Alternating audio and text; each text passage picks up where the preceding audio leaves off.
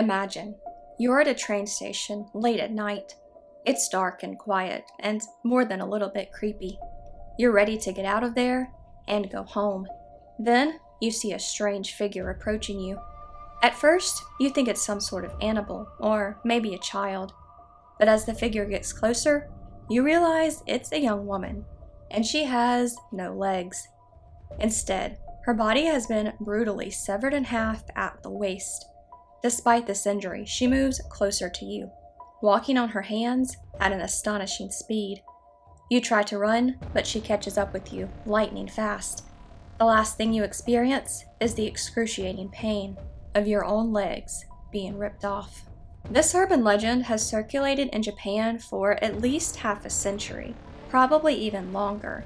But how did it start, and why has it been so impactful? Let's talk about Teke Teke. There are a lot of variations of her story, but who is she generally?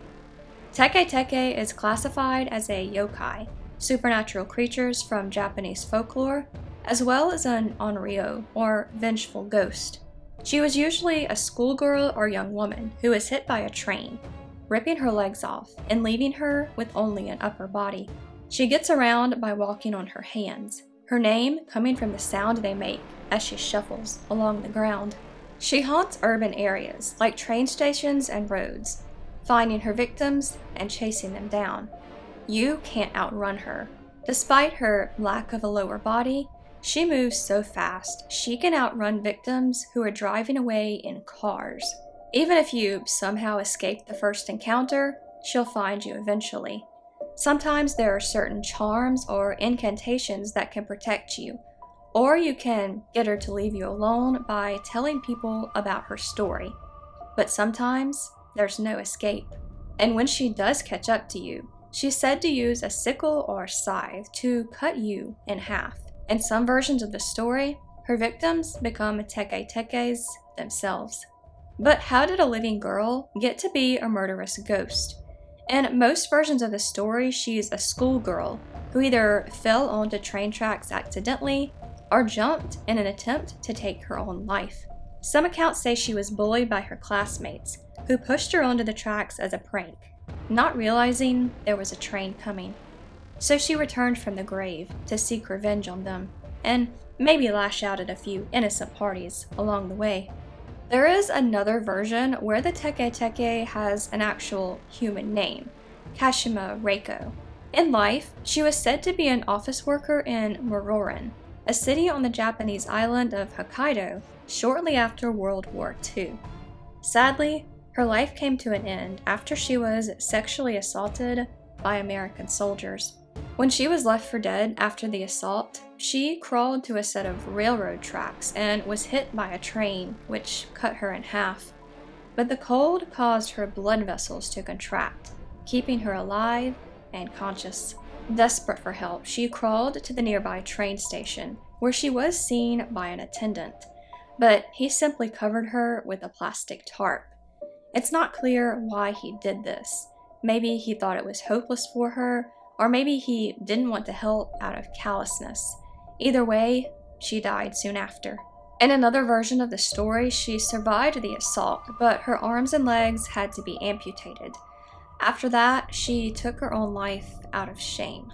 Shortly after hearing Kashima Reiko's story, she'll either appear to you in a dream or call you on the phone. She'll ask, "Do you need your legs?" And you have to say, "I need them right now." Then she'll ask, "Who told you my story?" And you have to answer, "Kashima Reiko." There's a similar version of this in one of the Teke Teke stories, where she asks you, "Where are my legs?" And you're supposed to answer, "On the Meishin Expressway." This is a real expressway that runs from the Aichi to Hyogo prefectures in Japan.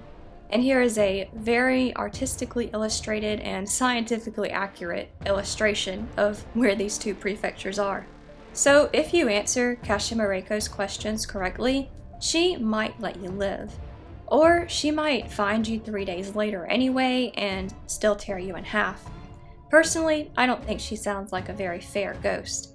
Then again, what happened to her wasn't very fair either, so there's that. One last version of the story is that Kashimareko will appear to you in a bathroom, either a public toilet stall or a private bathroom in your home. On a related note, Japan has a lot of toilet ghosts.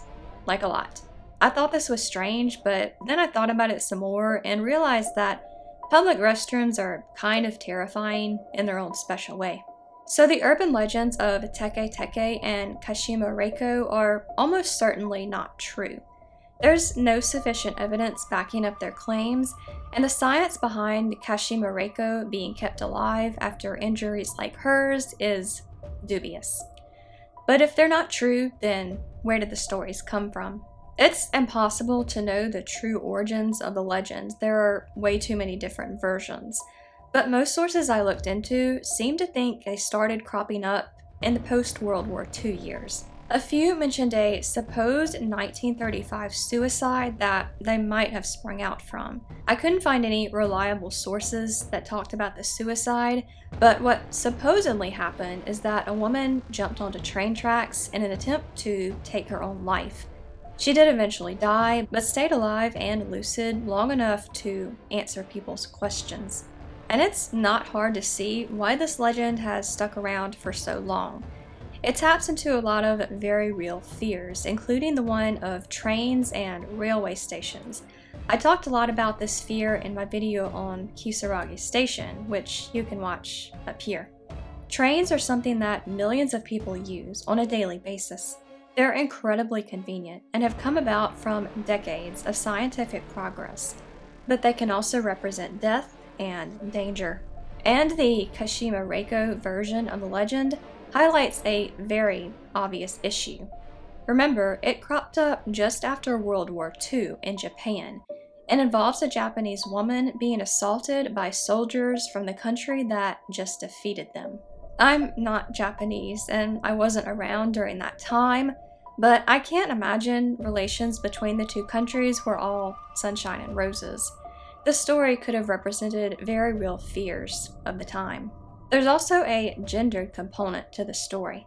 According to the website Haunted Diary, the depiction of Teke Teke as a vengeful female spirit aligns with the broader trope of onryo found in Japanese folklore. These stories often serve as reminders of the consequences of injustices suffered in life, particularly by women, with the onryo enacting revenge on the living.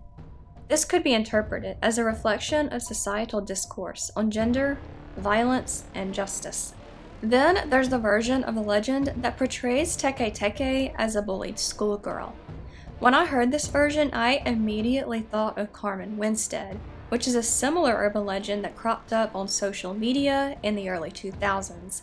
I made a whole video about that legend, which you can watch here, but here's the short version. In this story, Carmen is also a bullied schoolgirl, albeit an American one, whose classmates push her down a well as a prank. When she breaks her neck and dies, her bullies tell everyone it was an accident, but she returns from the grave to enact her revenge on them. Carmen's also fictional story was shared via chain emails and early social media posts. If you didn't share her story with a certain number of people, she was said to enact revenge on you too. Another popular variation of this is The Ring, in which Samara, or Sadako in the Japanese version, kills anyone who watches the video she created, unless you make a copy of it. In The Ring, Naomi Watts' character says something along the lines of, "Sometimes children just want to be seen and heard."